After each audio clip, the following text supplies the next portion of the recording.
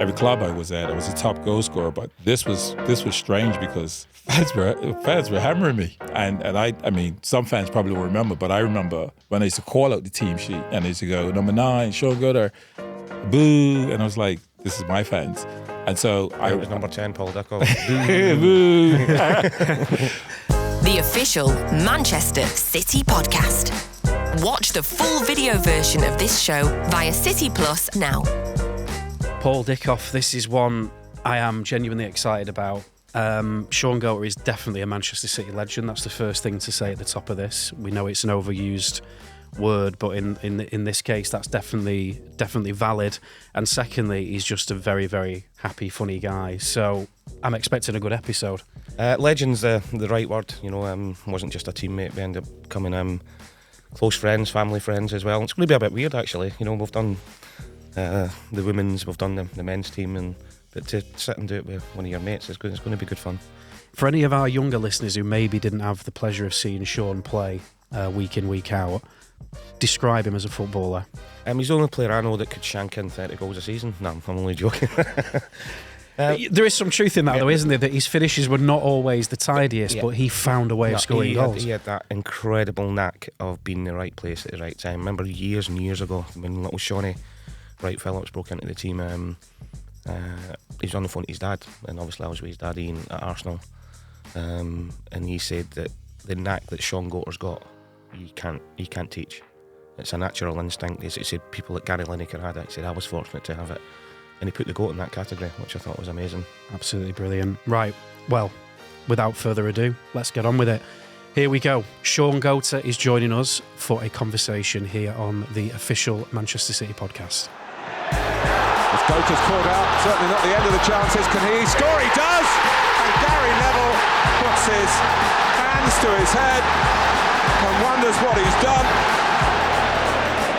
Foe does that holding job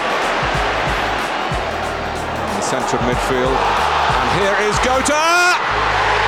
3-1. That's the most important thing. Add to that 100 Manchester City goals for Shaun Goater. Shaun Goater, thank you very much for joining us on the official Manchester City podcast. Paul and I very much looking forward to this episode. So we often will start with our guests right back at the beginning, which for you was in Bermuda. Yeah. How did football become a part of your life? Well, actually, it was my mother. My mother was usually into football. Back in Bermuda, we used to have they used to follow the Cosmos. And so my mother played for a team called Bermudiana Cosmos. She worked at a hotel and they named themselves Bermudiana Cosmos. So I used to go and watch my mother play. She used to take me on her moped to games. And I'd be there. And at the time, I was like, Mom, I don't want to be here. I don't want to be here. But the more she's playing, the more I started to get a little bit into it, watching and stuff like that. And then when I was at school, as you do, you know, you're just playing on the playground in school and just enjoying it. What was the setup like for young people in your country at the time? To, you know, was there a pathway, or was it not like that? Well, there wasn't a pathway to professional. You could have the dream, which I was one that I'm sure many had the dreams of wanting to become pro. But what we had was the process was like mini minors. It was like, I don't know, 8, 9 years old. Then we had minors, which was a little bit older. Then we had bantams. And then we had a junior team, which was under the senior team. So that was the progression in Bermuda, played from mini minors to minors, bantams, and so forth. So coincidentally, I played, my club team was one of the better teams in Bermuda. I'd always still say the best team. But we had players that played in the national team, and they was really good. And the thing I'd say is, at that time, Bermuda were like playing against Mexico and beating Mexico, like in the early 70s, mid 70s, going on a little bit later. So when I was around 12, the players that were playing that were part of the national team were really talented players. For Bermuda, a population of 60,000, being able to play against Mexico and win the odd game. So at that time, football was really good. So that national team presumably gave you something to aspire to, didn't it? Give you a vision of kind of what it looks like to be a top player. Yeah. As crazy as it sounds, I mean, even though what I've achieved in terms of, far more than other Bermudians. I still, is a weird thing, I go back and when I see those players that I used to look up to, I still have a respect because, again, I was, 11, 12, and those were senior players, that I looked up to. So I still have a respect because I was like, they were God in terms of how they played. And meanwhile, they're like, oh, Shaun, you've done tremendous in England, and they're looking at me in a certain way. But I look at them and think, you inspired me. You gave me that motivation. When did you feel yourself that you had a chance of being professional? Was it looking at these guys? Did they strive you on to do it? Because there must have been a point. I mean, when you were in Bermuda, that you're thinking, where's this going to take me? Yeah, it's weird because I remember filling out in a yearbook, sort of what are your dreams and aspirations, and I filled out, to be a professional player, and it was just something I always dreamt of and always wanted, and that was 16. I mean, that's quite late. I think I always wanted to, but how was it going to happen? I wasn't sure what that pathway looked like, and if there was a pathway. I was going to say that. Was there a pathway at that time, or was it a case of you had to make it yourself? Clyde Bass was the very first to, and it was a case of him being seen and being over in West Ham and all of those sort of things, and so for me, it was going to be the same thing. It was like an English team being in Bermuda, perhaps seeing me play, and then picking me up, and that's coincidentally what happened. It's weird. You're just going on and playing as a kid, but I thought that was the way it was going to happen because I wasn't traveling to England. And coincidentally, I did travel to England when I was 15. I went with another high school that wasn't my high school. They selected me to be part of a group of boys that went, and we played against Leicester and a couple other teams, and we done fairly well. But my high school team, I felt would have done a lot better because we had a lot of skillful players. And the school I went with, they had 2 or 3 good players, but I just wish it was my high school team that I went with because we had some really skillful players. Yeah. So how often do you go back home these days? Well, yes, you see the tan still there, so try to get back every year, you know. It's always good to go back, because Bermuda's beautiful, it's wonderful. It's just lovely. Because people, it's so different because it's small and everyone knows you, so people will see you and just say, hey, Shaun, and you just, hey, and they sort of remember you when you were this age. And there are times there are closer friends that you'll have a 5-minute conversation with. And in fact, in Bermuda, it's rude to not speak, So it's like, it's rude if I see Paul and don't acknowledge Paul. That's just the culture in Bermuda. I didn't see you, Paul. I was shooting from the byline. Have you ever been with Shaun to Bermuda? Because obviously you two are genuinely really good friends, aren't you? So have you ever been? I've not. He keeps promising to look after me, but he's never quite came through yet. Listen, Bermuda tourism, right? You've heard it here. Yeah. Make sure we get the invite. We get it sorted. Let's get it done. Get you out there. I think you are underplaying it, maybe, because you're a hero back there, aren't you? So when you go home, presumably, I'm not saying you're like mobbed at the airport, but presumably you get, there's a lot of love for you. Yeah, it is. And I don't know how to respond to that, but it is. It is. But Bermudians are genuinely just warm-hearted, friendly people, and tourists that tend to go there. Initially, when people just walk across and you go, good morning, and people are like, was that to me? But that's just how we are. We just speak to people and say, hello, have a good day, and keep moving. So generally, Bermudians are that way, and that's why it was, one of the tourist destinations the way it was, because the Bermudians made it that way for tourists as well. So that's ingrained in me. We should be doing this podcast there, shouldn't we, really? Let's be honest. There we go. Part two. Yeah. I got a location right on the beach as well. Beautiful. Just going like the start of the career to go through it. What was it like, culturally-wise, going from Bermuda to Manchester? Yeah, well, what a shock. How did you find it? Yeah, for what a lots shock. of different reasons. Well, you would know. I was always complaining about it being cold. But it was, I remember like going back to even when I was at Rotherham, early days, it snowed. And I had never seen snow. And I automatically just thought, Paul's heard these stories, but I just automatically thought, training was cancelled. Like it's snowing, no one trains, clearly. So I'm at home and phone rings and the manager's like, where are you? We're all waiting on you. What do you mean where I'm home? I'm home, I'm in bed. It's snowing. He says, we're training. I was like, we training this? And that was the real, and then they played, so they waited for me and they played British Bulldog, which is obviously you're just trying to get across a line in a certain number, and they all allowed me to keep winning right up to the end. So I'm the last one, as me and another, and they really timed it. So they really get me right at the end with the snowballs, and they're just absolutely creaming me. And I was like, retrain when it snows, and I learned that lesson then. Lesson learned, yeah. I didn't really want to talk about this, but your first club in England was Manchester United. Yes. Yeah. How did that come about? Yeah, Manchester United went to Bermuda in a mid-season break. And at the time, I was in America on a scholarship.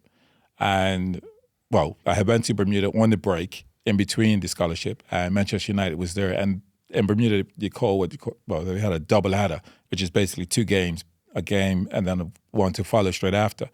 And the first game was the under-18s playing the under-21s, Bermuda national team. And then the second was the national team playing against Man United. So I was seen and scouted in that game. Alex Ferguson and his crew had said, we need to offer this kid here trials. And it took ages for a work permit because at the time I had something like 19 international caps. And I needed 20 to make it easier for me to get the work permit. So Bermuda was arranging a national game so that I could play, so I could get my 20th cap to then make it easier to then be able to come over and play and work. So, but I was at Manchester United. Listen, at the time from Bermuda out, I went to Scarborough. And not even sure if Scarborough was a great football team at this time. But I would have went to back then. Scarborough was in League Two. I would have went to Scarborough. I would have went to any team because it was an opportunity just to play professional. And what was your experience at United like? How did it go for you there? Yeah, I remember. I mean, I remember times like Sir Alex Ferguson used to have sessions, and he used to have conversations with like the senior players, and certainly with the reserves would be playing against the first team, and it'd be like a bit of a game scrimmage, and it'll be a free kick, and he'll sort of leave it to Brian Robson and say, well, you do what you think. And I remember vividly sort of remembering like leaving it to them to sort of be creative and take ownership of that, as opposed to this is what I want you to do this, I want you to do that. And at the time, United were the dominant team, and they had Brian Robson and players like that who were absolute legends. Yeah. Just obviously we all want to talk about when you came to City, but talking about a culture shock from Bermuda to Manchester, it must have been one going from Manchester to Rotherham as well. Yes. You know what? First of all, it was just cold. I just found England cold. I mean, I used to be the last one trying to warm up and everything, but the Yorkshire people, I'm ever so glad I went there, because at United it was you had the best kids, so players just play, give it to the player, receive it, play. But at Rotherham it was, if you're free, the manager at that time was saying, I don't care if you're free, put it in the channel. And so I was just like, this is not football. So having to adjust to that, but the fans, they were hardy fans, and they were like, we spent good money to come see you play, so you better put a shift in. So that experience shaped me and helped me a lot to adapt to what was to come in England. Because at United, it really wasn't. It was, you're playing with good players, you're playing reserve games against other teams, but you're primarily winning because you have better players. You're winning 2-1, 3-1. You lose the odd game 1-0, but you have better players that could just get it to players and they'll deal with it. And at Rotherham, the coach was like, I'm free. He's not giving it. He said, no. We're not good enough to keep it. That's how the coaching was back then. It's going in the channel. So I really started understanding, the two strikers, one short, one in behind, me and my mate. And I started to get clever enough. I was clever enough. Go ahead, Paul, you go in behind. Yeah. I'll go short. So going to Rotherham give you a different perspective and probably give you a bit of a different mentality on what was required.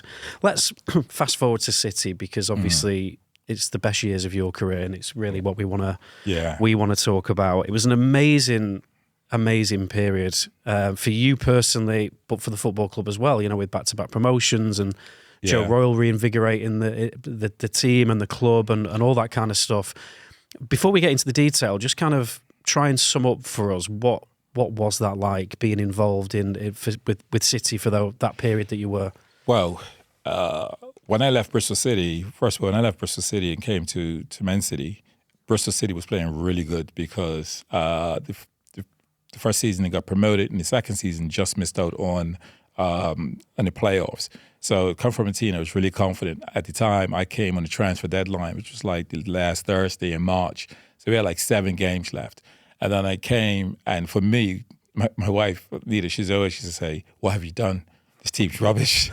What have you done?" Because it was a team that was playing well, Bristol City, and then a team that was struggling with confidence. And I just kept saying, it's the right move. Like, this is a huge club. Bristol City, in our top games, you get about 22,000. Man City was like 30,000, and I was like, it's the right move. And there was parts of me that had a little doubt, but I had to just keep saying it out loud to her and also like to myself, because it was 45, 50 players. I mean, I'm trying to think how many dressing rooms it was. It was like 56 pros, didn't we? 3 different dressing rooms. Yeah, that was crazy. And I just seeing some of the players and thinking. Nigel Clough, playing Premier. It was some quality players. So I'm a player that's coming up the levels, and I'm seeing the 1 or 2 quality players there, thinking, "Whoa, like they brought me, and this is what they got there." Yeah. But I also knew that, having seen when you look at highlights and seeing fans' reactions, I've seen City fans' reactions to results. So that connection with the players wasn't quite there, and that's because the team was struggling. When the team's struggling, there tends to be a button of heads. Players either not working, not doing it right. Fans want players to deliver. Probably players are nervous and not performing. So there wasn't a unity at that time. It seemed. How did you find that coming in? Because it was, the whole training ground match day. The atmosphere wasn't great, even amongst the players at that time. Yeah. Well, that was the most difficult time in my career, and in fact, because every time I played, or every club I was at, I was a top goal scorer. But this was strange because fans were hammering me. Yeah. And some fans probably won't remember, but I remember when they used to call out the team sheet and they used to go, "Number 9, Shaun Goater, boo," and I was like, "This is my fans." And so it was number 10, Paul Dickov. But my confidence was that low, and I just always felt that I knew City was a club that either made your career or broke your career, and I didn't want to come to a club like this and then go where he reached a level but couldn't quite hack it. So I was prepared to do almost anything. So and this is when Will Donaghy and Joe Royle brought in sports psychologists, and they said, "Listen, lads, he's doing his masters. He's a City fan. You can use him if you want, all that, etc." And I was sitting there thinking, how do I want to tell him, a City fan, that I'm low on confidence?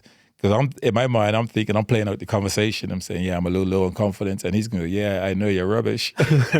That's what's good in my mind. But I'll tell you what, it was the best thing that I did. Don't play it down either, though, because not everybody went and seen the psychologist at that. Oh, no. It was that era where we're like, it's the unknown, do you know what I mean? You don't and really almost an acceptance of defeat to admit that you needed help, like, almost. Your real ego and everything else. But, and very, very few did, if any. But Shaun was the one. I was saying off camera before, wasn't it? That you'll tell your determination to get over that was unbelievable. People see him as always laughing, joking, happy-go-lucky. But when it came to you being successful, his mentality, his work rate, and doing everything he could to succeed was up there with the very best. Yeah, it was so tough. Play it down. Cheers, mate. Cheers. Yeah, it was tough, and he played a huge part because I knew the fans loved him, and I used to watch him. I mean, he knows the story now, but it was basically okay, they love him, they like him. And when the coaches say getting twos, Paul didn't recognize it, but I was stood right next to him. All right, yeah, I'm here, Paul. Yeah. Ball between two and warm up. But I was observing as I was training, because I was like, what is it that he does? What is it? And I realized that, you know, on a Friday before a game, Paul's coming in and he's not bothered. He's not bothered. There's a game tomorrow. You're thinking, hey, I want to play tomorrow. The player's thinking, I want to play tomorrow. Paul trained the way he played. But level hip here. Yeah, his levels and the desire to do as he did in the game, and in terms of pressing. And so it started to tweak. Like, this is what Paul does. And I was like, get that in your game. So seeing a psychologist and then taking on that bit of knowledge on how Paul was instrumental. So you're saying there that you actually loaned some of Paul Dickov's style, but actually the beauty of you two was that there was some differences as well. You know, that partnership just seemed to work. When did you first start to think, this is, you know, this feels good, and you know where he is, he knows where I am, all that kind of stuff? I think every time you go in the field, and we're different, but it makes it work. Yeah, you know, he can get riled up, and when he's riled up, you know, you want to. He brings you along. And I'm a little bit more calmer in how I am, but you also need that fiery. So he used to fire me up enough to be like, I've got to do this too. And so it just worked. It just worked, because at that time, again, you know, playing through the thirds, I don't know about that. You know, so every player needed to be at it, you know, in terms of pressing and getting and winning the ball as high as you could when it was up there. So it was a huge part. So he, you know, today you still say, like, lead from the front in terms of pressing and winning the ball back. There was no one better than him, and so that was an easy thing to take and go, right, Paul's going there, I'm back with him, and then we would look back and go, well, where's my midfield? Yeah, you know. So it just became really easy to. There was no defining moment. It just seemed to click. It just seemed to click, but on and off the pitch as well. And you know, I think back in it was always 4-4-2, wasn't it? And I think the strike partner. I'd have got a nosebleed if I was out wide. I don't know what to do out here. Stick in there, yeah. But I needed to be friends off the pitch to have that connection on the pitch. Yeah. You know, and it just worked so well. You know, I loved running the channels. I knew if I ran the channels and put pressure on, he was coming with me. I knew when we won the ball back, he was going to be in the box. And his finishing was ridiculous. It was phenomenal. Well, the goal record tells you everything you need to know. We practice after training, you know, because again, the psychologist I had routines of doing certain things after training, whether it was a goalkeeper or not. And then it just became a normal thing where we're out there just doing finishing. So why did the psychologist say repetition was good? Is it when you know something works, you feel more comfortable? Is that the theory? It's that. Well, it's building up that belief. Yeah, it's building up that belief, because when you're low on confidence, you can receive a ball and the goal is totally open, but because you're nervous, you're putting it just wide. Yes, there's pressure on you, and you're putting it just wide. But when you're full of confidence, you got an hour in a day to see what you need to do to just go, oh, the goal's open, and slot it in. So that repetition starts to bring back that belief. Some of that was visualization. And that experience was huge, because I used to foresee what was happening before I played. And it was weird, because the whistle would go and the game would be over. And I've already experienced that, because I'd done visualization. Wow. I've seen myself score a type of goal, or doing a turn and doing an assist, or making a run down the side and crossing for a teammate or something like that. I'd already seen it. So I heard the whistle go for the end of the game. And I'm like, oh, we played? Game's over. And it's like, you've scored 2, Shaun, and we won, or, you know, Paul scored, but I've had visualization of it. And so today, it's part of today's game. It is a big part. We spoke to Edison. It was ahead of his time with it, you know. And it was a tough changing room. I used to get battered. We used to lose this weird you know, and he's off to see the psychologist again. He was talking about visualization. You bully. And I'm like, you turn it in guts, sort of thing. Yeah. But it was phenomenal. But I'll tell you what, our team spirit was brilliant, because I could have the laugh with that, like, up going off and see him, you know. But I knew how it was good for me. Yeah. And our team spirit was so good that I could tell. I didn't feel a way like, oh, I don't want to go see him, because I knew how good it was. Gave as good as he got, and trust me on that one. Yeah. When you're picking on him, when he's going to see a psychologist trying to improve his game. Yeah. We spoke to Edison after the Champions League final, and he talked about visualisation and that last period where he made saves and what have you. He said he'd seen it the night before.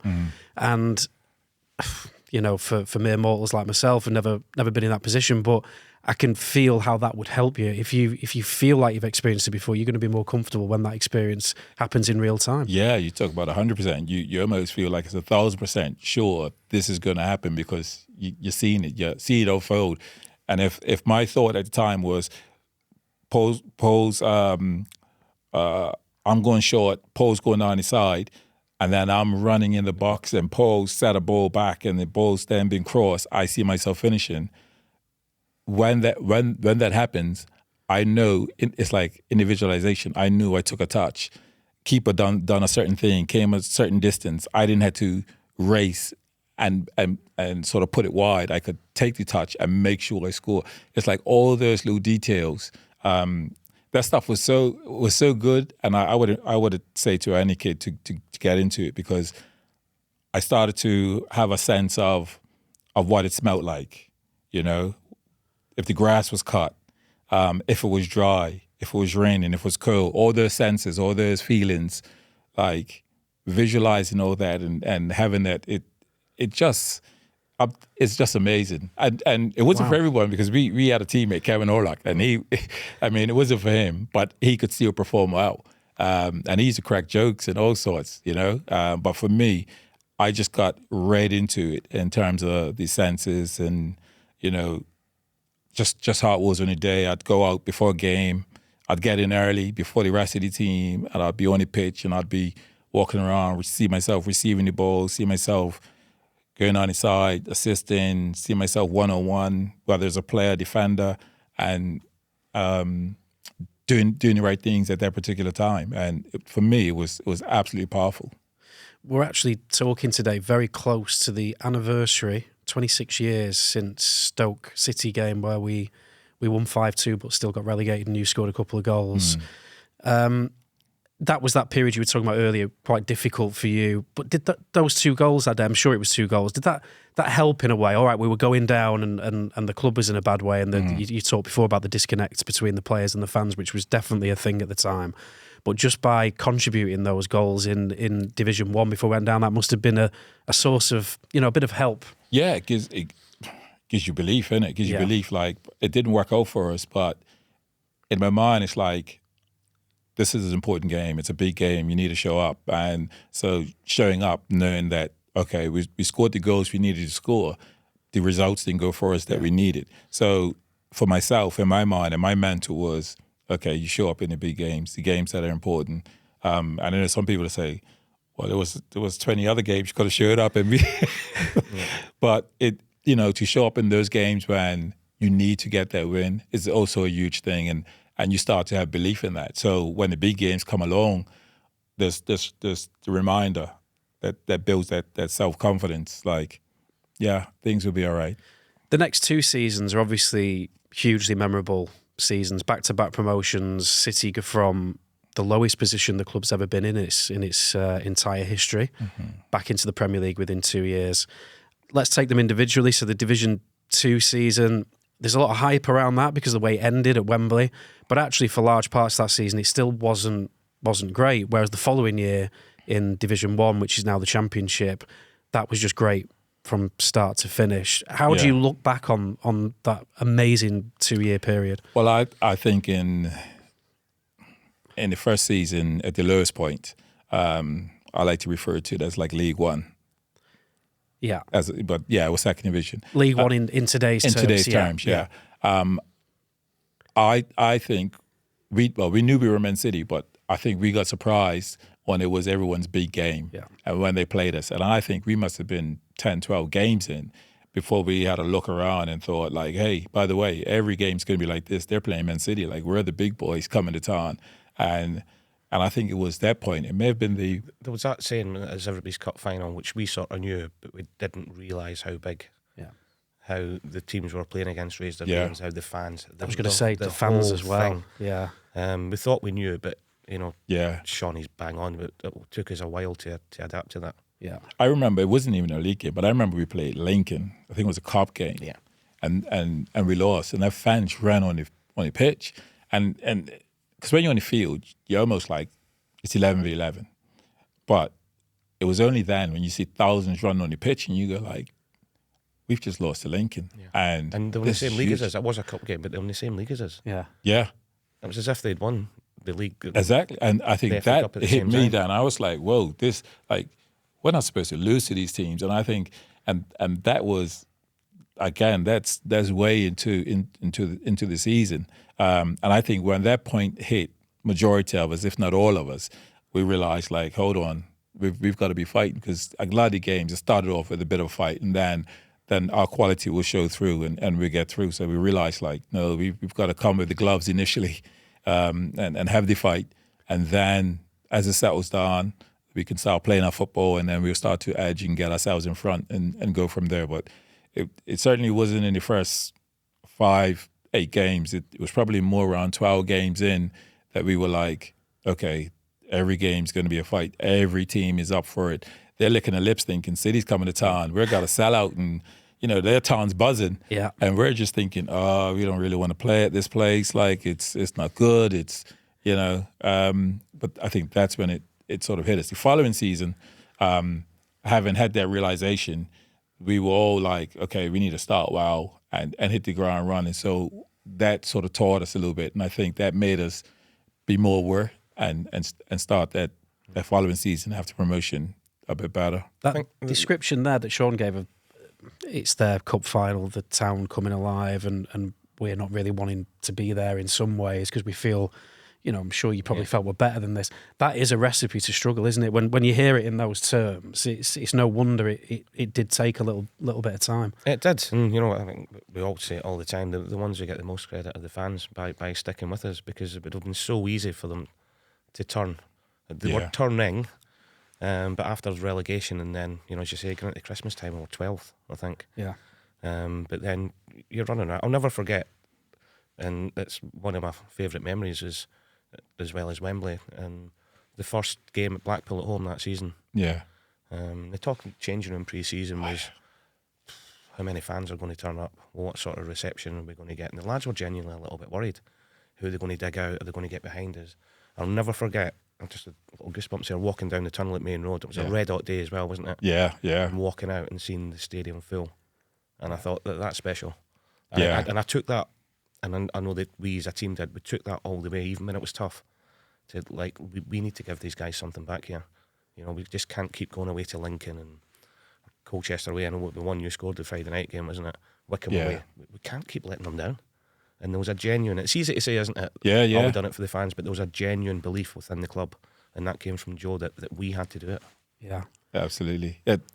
Just saying, that used to be one of the greatest feelings, like you say, is walking on the tunnel, and as you're walking out, you look across at the kitbacks and you see the first tier, and you walk another 4 or 5 strides, and then you see a second tier, and the noise starts to get louder. Paul's absolutely right. It was a boiling hot day, and we're a little bit unsure. And each level, each 5 or 6 steps we take, you start to see, it's just full, but the noise is coming. That was like in Division 2. That shouldn't be happening. Yeah, mad, absolutely mad. I'm not sure that would have kept this. One of my theories, and you'll never know, it's an alternative reality, but is that if we hadn't have gone up, if you don't score that goal, or we do lose the penalty shootout at Wembley, it may have started to recede, because the patience was running a bit thin. We'll never know. And the City fact, everything that's happened is totally deserved because of exactly what you've just described. I mean, I remember the Blackpool game that you're talking to and talking about, and it was amazing. And so, but I do have that feeling that it was starting to fray. And some nights at Maine Road during that, the League Two season, as we're going to call it, the atmosphere was pretty ropey at times, but obviously by the end it was better. And then, as I say, the following season when we get promoted again, and I've said this to you before, but all the fans at the start of that season were saying mid-table is fine and then we'll kick on and try and get promoted to the Premier League the year after. And to go up automatically, not even in the playoffs, that's one of my favourite Manchester City seasons of all time. And that was where you, I think, probably played some of your best football in that season as well. Yeah, it was. I mean, the team spirit was really good, really tight, because, again, the experience we had from the previous season, not starting so well, then coming into this following season, we knew that we was even better than this league and needed to get up. But we didn't take for granted that when we went to town at those clubs, it was like, hey, they're gonna raise their game. And so it was, once we got into our rhythm and into our stride, it was just really good, because we're now looking at games and going, yeah, we want to destroy you. And whether that's 2-0 or 3-0 or 3-1, but we know we need to go to these places, get these results in the bag. So I personally thought phenomenal that we was able to go bang, back to back and do those promotions. And our left-hand side needed a little bit of work when we got promoted, and the manager, Joe Royal, delivered, brought in Granville at left-back and Mark Kennedy at the left. Yes. And he was a big player for you, wasn't he? Because when I think of Shaun Goater scoring a goal, I often think of a Mark Kennedy ball into the box. Yeah, Kennedy, he was a character as well. Yeah. You know, he rose in his Porsche, and he has that sort of character. And a lot of us had Peugeots at the time. Yeah, you're looking around, you're going, all right, time to go knock on your door. But part of us had it because part of us had Peugeots because it was really tough in the initial years that some of the cars used to get vandalized. So you wanted to have a sponsor car, but he had the character. He had the confidence. But Kennedy would go on that left-hand side. Thing was, I knew, because of how he crossed, and he used to cross with such pace, normally you'd say run on the front of the defender. Well, you could run on the back of him, because he crossed the balls with such pace that if you try to run around, if I had to run around the face of you, if the goal being there, and run around the face of you that way, I'm not getting there. I'd have to just stay behind you, and because he could generate that much pace that it could miss you out. Sometimes it'd miss me out because of how he crossed. But I started to learn how he would cross, and if Kevin Horlock played out there, Kevin Horlock put more of a cultured ball in, so it'd give you time, to make a run across the face of the player. So it was just understanding Kennedy and how he crossed. Yeah. But the team spirit, the bonding of the players was. It was a great group, wasn't it? Yeah, it really was. And he done magic for us, because we used to twice a year. We used to have these little gatherings, and I wasn't one for going out, but I knew how important it was for the team to still go out, because, as somebody that didn't drink, it was still important to go and be a part. And Paul used to organize these once or twice throughout the year. And we used to have all the boys going out. Social secretary. Yeah. And it was huge for us. Yeah. Because that's when you go. We used to do the lads one. We used to do the family one quite a lot as well, which was important. Nice. The old barbecue. Yeah. You could barbecue as well, by the way. I've heard. Hey, I've heard. He's not bad. The post Gillingham. Yeah. That was carnage. Yeah, I bet. Yeah. Yeah. I had plenty of burgers. Talk to me about Joe Royal, because one of my favourite Manchester City managers, he inherited a complete mess, and by the time he did leave the club, he'd restored not just the Premier League status, and we'd gone back down when he left, but the playing staff was better, but the whole culture, mentality, the language that was used to discuss Manchester City, everything had changed. Yeah. What was your experience of working with Joe? Well, I couldn't speak highly enough of Joe, because he had total belief in me, and he had more belief in me at a period where I didn't have belief in me, and this is prior to me seeing sports psychologists. And I remember we used to train on a Friday, and before he'd call the team, and we'd train and do different bits, and there was a point when he'll go and say, right, this is going to be the team. And I remember standing there sometimes thinking, don't pick me.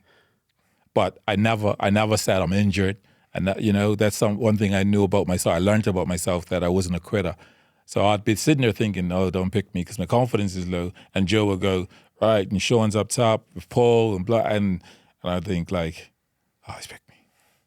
And so what I recognize is that you could always go off of what a manager, what he does.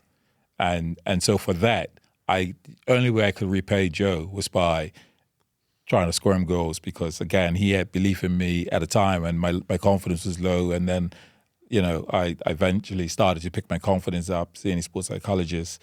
So I couldn't speak highly enough of him. And one, I can't remember which game it was, but I remember coming in and I'm running around. And again, this was one of the earlier times when crowd used to get a little bit on my back. You're not doing enough. You need to do this and that. And Joe will come in and he'll go, right, sit down, all of you sit down. You not good enough, you not good enough, you not good enough. I tell you who I feel sorry for is him because he's busting his butt out there and running. And I'm sitting there thinking, oh, somebody sees it. And so I distinctly remember that because you need that certain times when your confidence is a little low. And he probably sensed it. But I was just going to say, I think he probably did. That is great man management. He's just took the words. His man management was he knew how to manage individuals differently, but still integrate them into the team.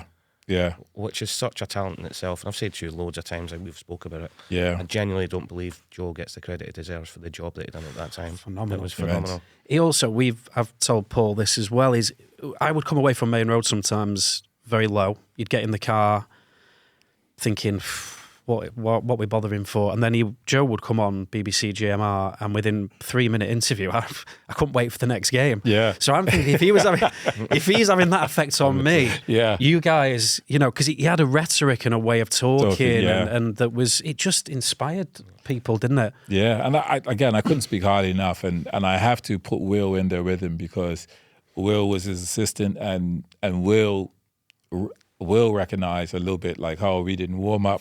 We was like, the fans are having a go at the players before warm-up. We need to go train and warm up in the local school gym. So we're getting on this bus. That lasted a couple of weeks till the bus broke down, didn't it? What a football club. Through 29,000 fans to try to get in time for kickoff. Yeah. And it was the most bizarre thing, but Will had recognized, some of the players' confidence is like, he started the game. So we had to warm up, get in the bus, go warm up in the school gym. Then we come, and then you would go and go, well, what boots am I got? Because I used to come in early and do the visualization. I knew what boots.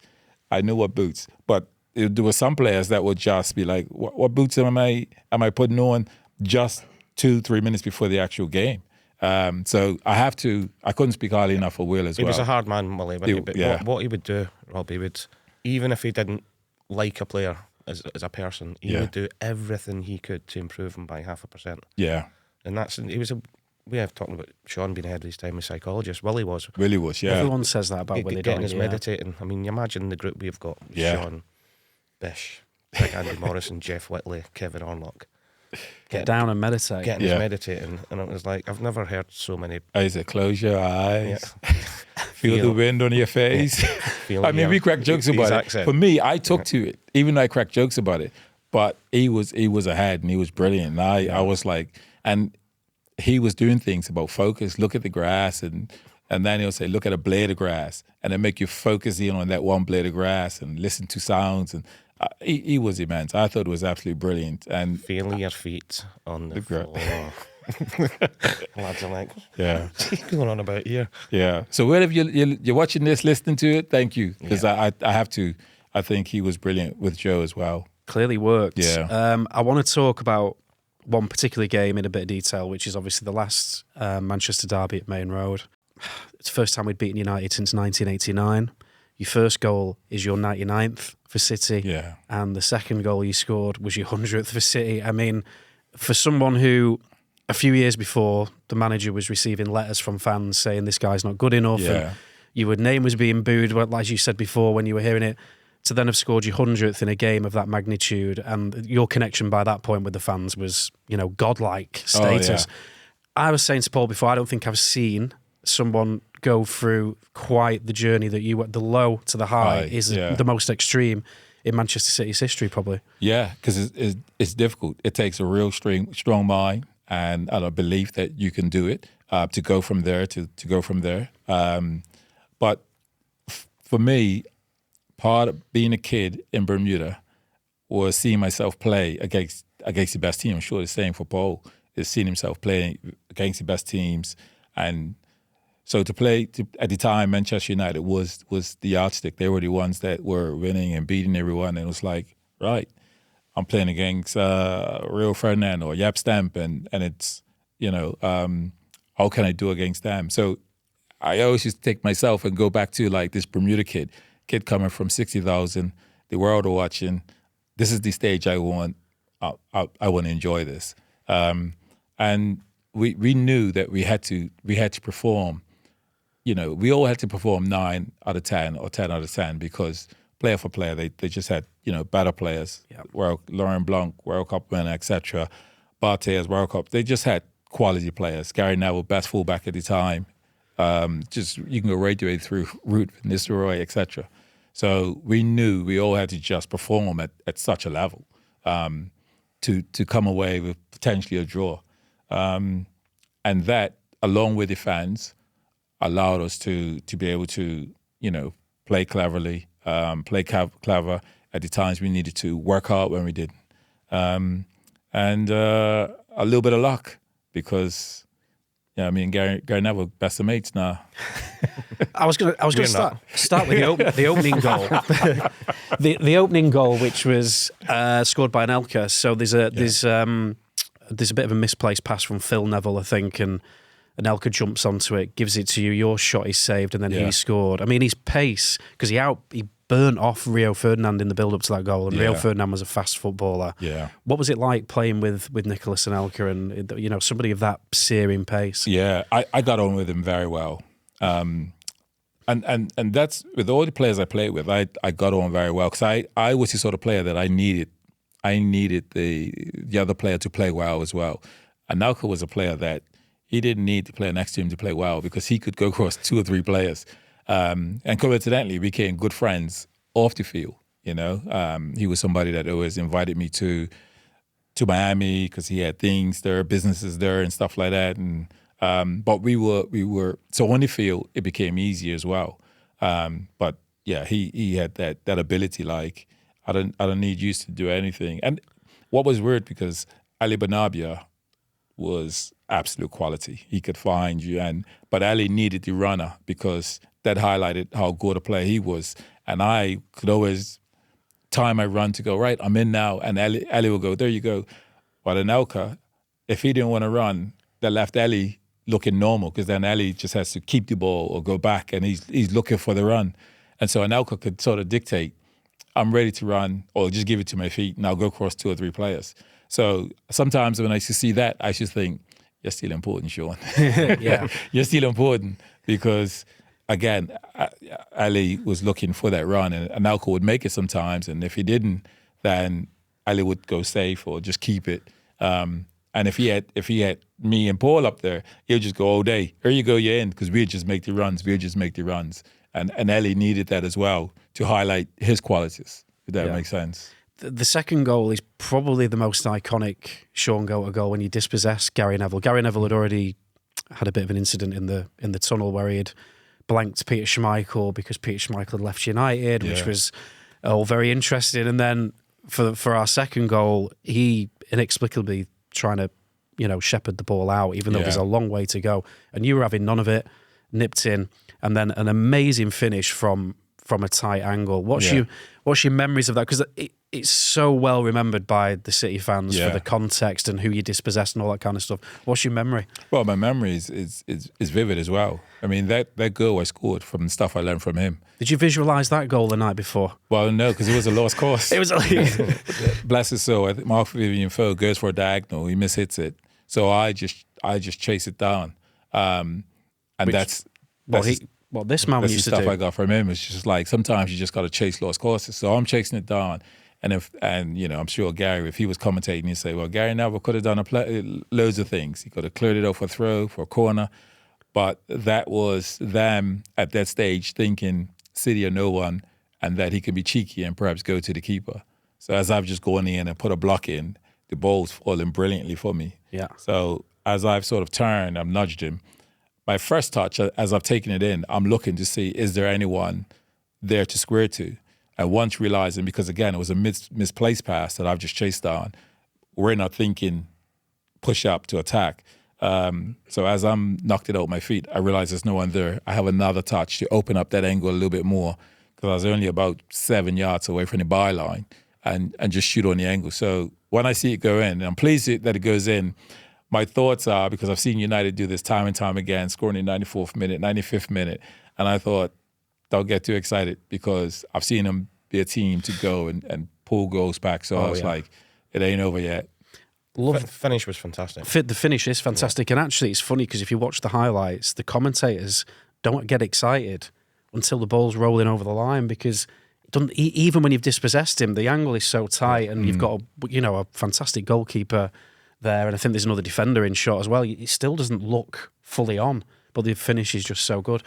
When Shaun says there that he learned that from you, so you've kind of inspired something or taught some, just nudge somebody's game ever so slightly. Just how does that make you feel to hear that? No, that's always nice, but he's undercooking himself a little bit there. Even at the very start, Shaun worked ever so hard when he first came to the club. Just little things weren't coming off for him. It wasn't that he had to look at me and think, he's working hard, I need to work harder. He couldn't have worked any harder than what he wanted.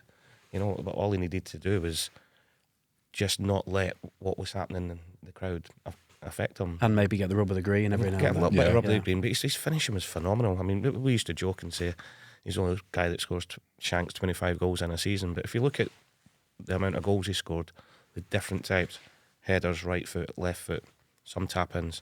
Stop it, So, Paul. Stop it, Paul. It's a loving. Keep going, Paul. But that is all. That is all. All right, we'll stop now. Yeah. But that's pure sheer work in the training ground. But it's a nice segue into goal 3 of that day, because that's the best goal of the game, in my opinion. Great team goal, first and foremost, but your scoop finish over Barthez for your 100th goal. I mean, it's like picture book stuff. I wasn't even aware that I was on 99, 100 goals. Don't lie. Don't lie. I tell you, I wasn't aware of it. But that's probably a good thing. Yeah. Because if you were going in there thinking I'm 2 goals off 100 for the club, I knew where I was in that stage of the season in terms of how many goals I scored and how many games played. But I didn't know it was my 99th and 100th goal for City. But it was Nicholas Jensen who knocks it inside, and an underrated player as well. But he knocks it inside, and it's Al Berkovic. And I've just seen the space, and I thought, just run through there. And Al's first time it through to me. And I've just gone to have a touch to steady myself. And at the time, always watching United when they play games, Barthez was a really good shot stopper. Like, you can blast the ball from 8 yards, 10 yards, and he'll seem to get a hand to it because his shot stopping was really good.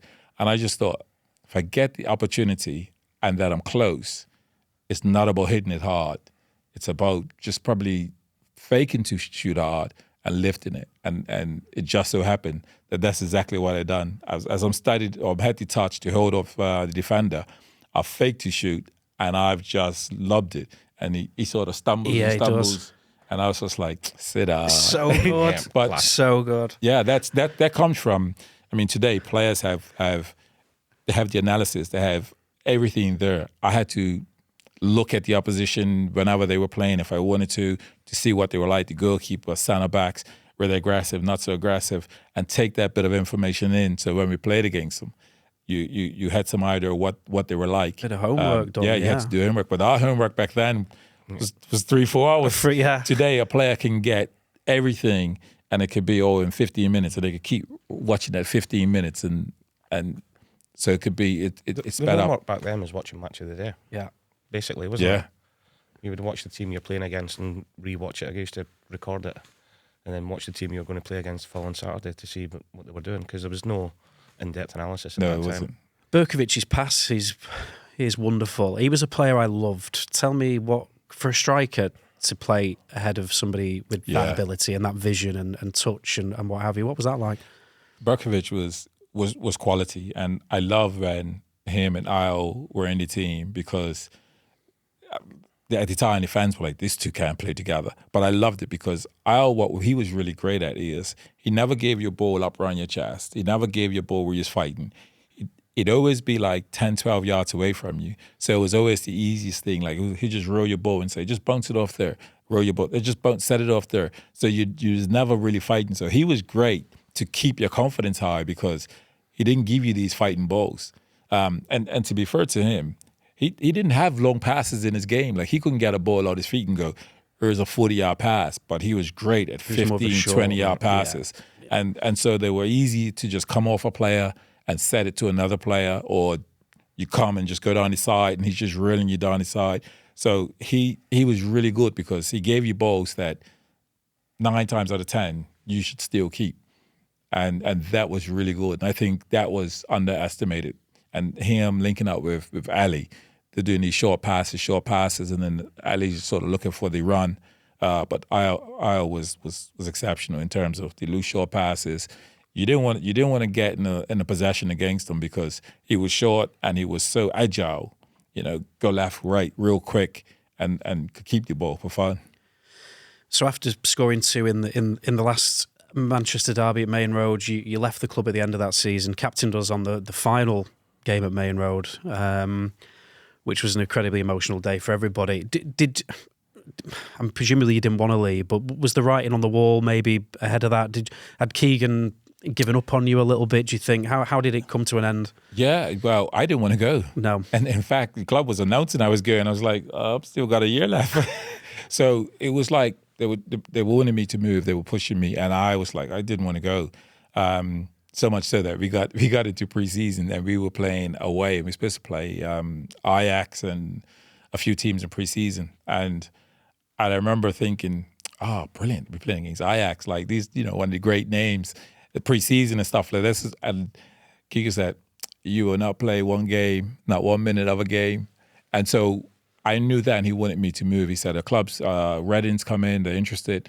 And I said, well, I'm not going to go, because I was 33 at the time. I'm not going to go to a club. And at the early part of preseason, I'm experienced now. I'm doing preseason at City.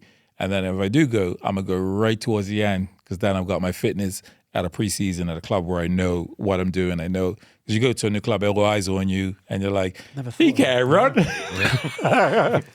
said that anyway when you went. Exactly. So, but yeah, it was a little bit, being nudged out, and I really didn't want to go.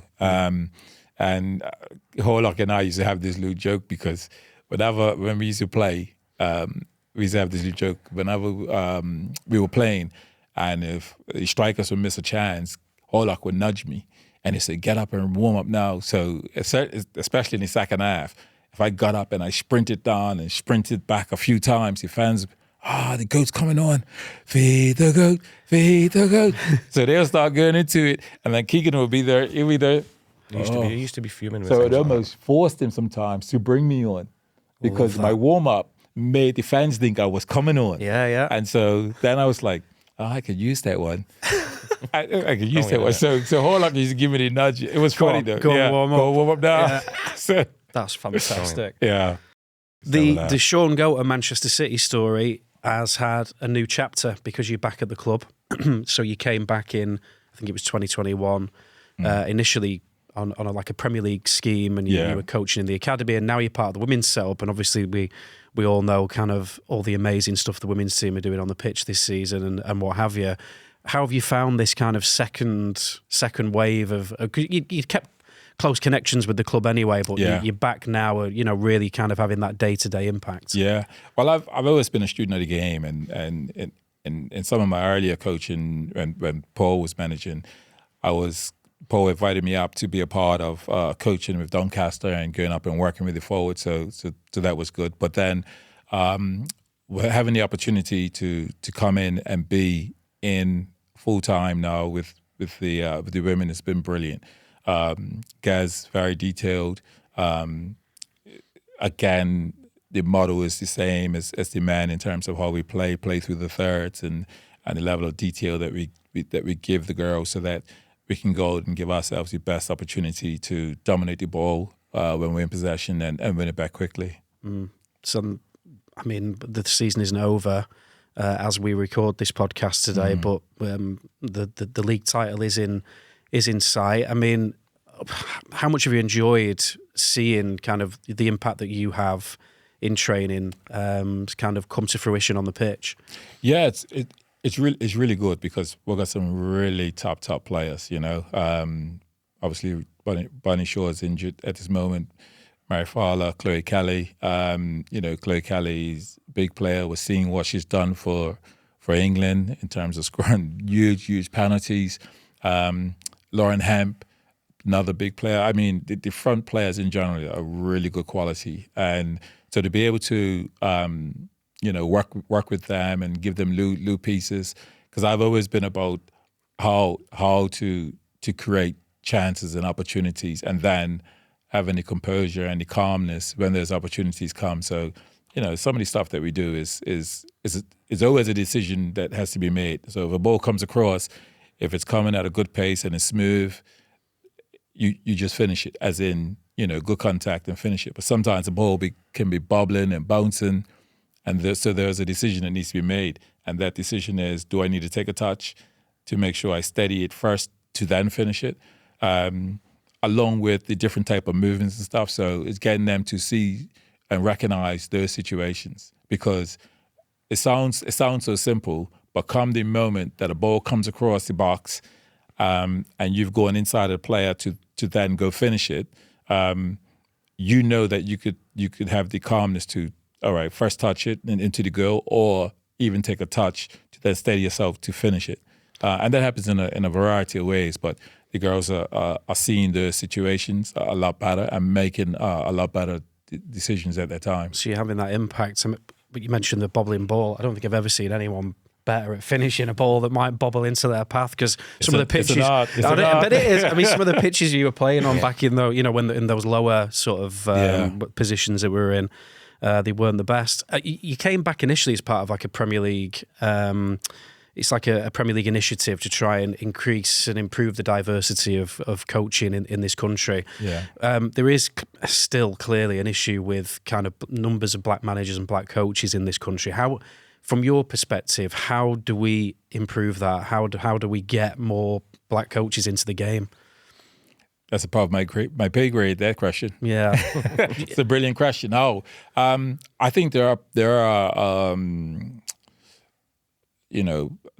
diverse black coaches that are out there that want to have opportunities. And clubs, I think the scheme is good because it allows players to get within a club, to learn in the way their club coaches.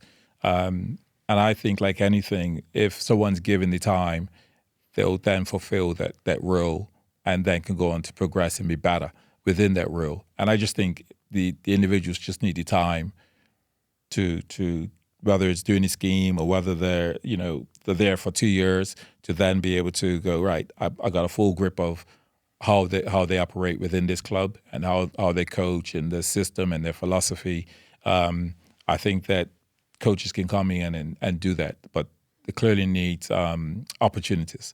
And if they're getting these opportunities, which their program is showing, I think it's a good thing. Before we finish, we had some questions from fans. One is from a fan called Mike, and he said, "Who's the most underrated player you played with at City?" So, which City player? Most underrated. That's easy. At City, Jared Vikens. Yeah, I could read his mind there. Yeah. He was class. He was class. I used to hate playing against him in training because just as I'm arriving to sight foot a ball into the goal in small game, Gerard's there toe poking that ball away or clearing it. His reading of knowing like where to be. That was it. I was just going to say about the reading, because he wasn't the quickest, was he? But he didn't need it. Gerard was ahead of his time. Yeah, centre half at that time, wasn't he?